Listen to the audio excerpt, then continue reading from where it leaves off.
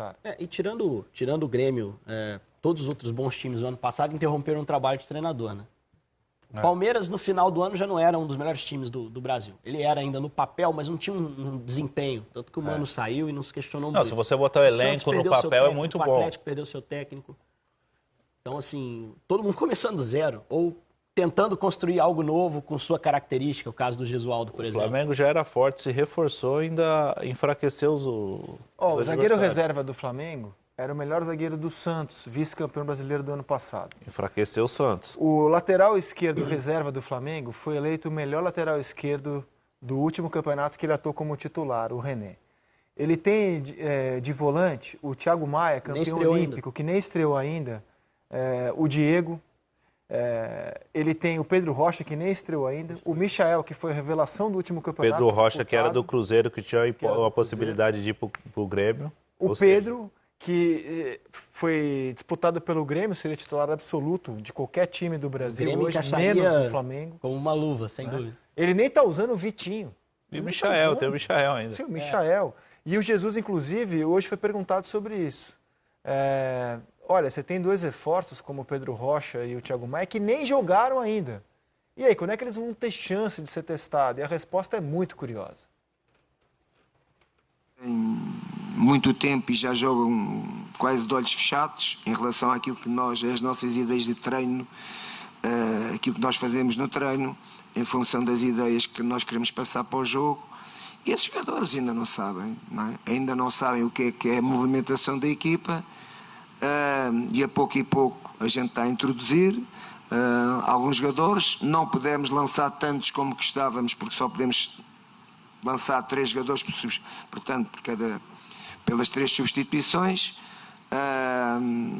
Isso deixa que alguns jogadores que chegaram vão ter que esperar mais tempo, mas o crescimento, a aprendizagem, cada vez também está mais próxima para eles poderem ser lançados no jogo.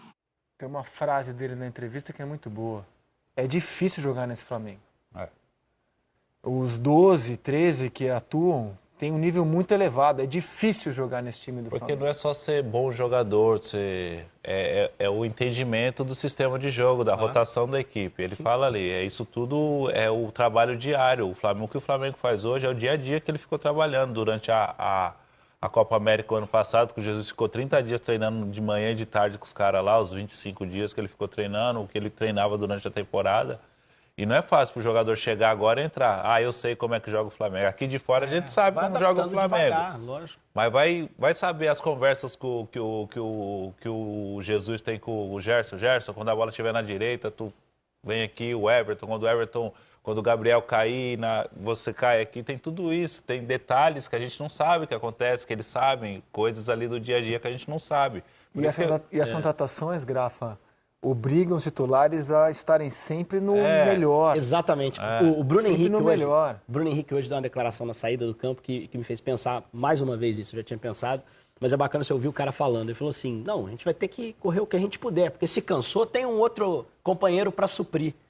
Se o Bruno tem essa mentalidade, que ele, um dos destaques absolutos do ano passado, pode sair e o outro cara pode entrar no lugar e jogar bem, né? Ele vai jogar pra cima, cara. Ele vai treinar num ritmo intenso, num nível bom. Ele vai tentar manter o nível de atuação dele, não vai se deixar acomodar.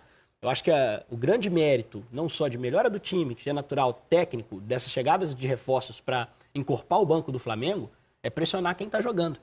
Mostrar pros caras que se deixar cair, ele vai sacar durante o jogo, o cara vai ficar bravo, como foi o caso do Gerson, porque tem outro pedindo passagem e com igual qualidade, ou com a qualidade um pouco inferior, que pode melhorar o time. Mas eu acho que a mentalidade, o pensamento do Jesus é perfeito, assim. Ele tem um time pronto, que vem do ano passado, só perdeu uma peça, ele vai dar continuidade a esse processo, né? Não tem por que fazer um monte de mexida, tentar inventar a roda.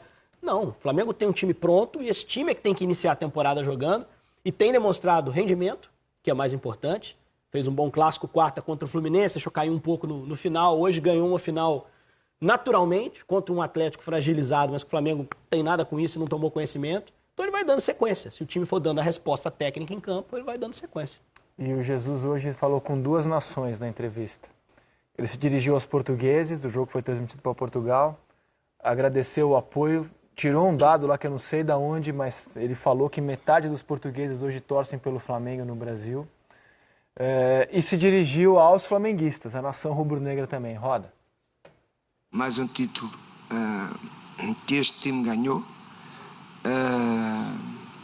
E por isso, volto a dizer, porque é que o Flamengo, em termos de objetivos, está noutro patamar. Volto a dizer, em termos de objetivos, está de outro patamar. Eu acho que falo português. E 30 minutos fantástico. 30 minutos fantásticos da equipa. Esta equipa é uma equipa que em pouco tempo joga já de olhos fechados. Este time, este clube obriga a quem trabalha nele a pensar alto. Mas também quero dizer à nação flamenguista, vocês têm que ter orgulho da equipa que têm. Ele deu uma cutucada em quem o criticou nessa semana, depois do jogo contra o Fluminense, quando ele comparou os objetivos de Fluminense e Flamengo na temporada, aliás, não só o Fluminense, outros rivais, e disse que o Flamengo está em outro patamar. Que é uma frase que 99,9% das pessoas que acompanham futebol falam, né? Quem não fala é porque não acompanha futebol, na verdade. O Flamengo está realmente num patamar diferente, num outro nível, né? E aí, como isso causou, como falar a verdade, despertou algumas reações ao longo da semana contra ele, e hoje ele mediu as palavras, mas deu uma cutucadinha ali, dizendo que fala português. Fala mesmo, é língua mãe. Nós aqui no Brasil tentamos também falar lá. É que nós não estamos acostumados com a verdade, né? É a cultura do futebol brasileiro sempre respeitar o adversário. Porque se você não respeita o adversário no pré-jogo, acontece alguma coisa no jogo, você perde, aquilo não nos respeitaram, não sabe. Existe isso no futebol. As entrevistas dos jogadores, dos treinadores, sempre pregando respeito. Mas o futebol gosta de uma mentira. Não, tá equilibrado, tá do mesmo nível.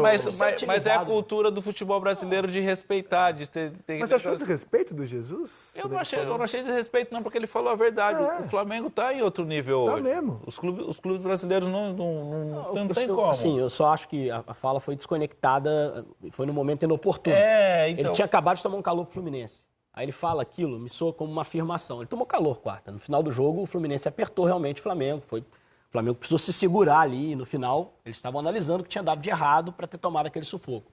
E aí ele me soou um pouco arrogante, pós-jogo. Mas ele está certo, é verdade. O Flamengo é um time superior hoje. Isso não há muita dúvida em relação a isso. E ele foi mais claro nessa entrevista após o título hoje.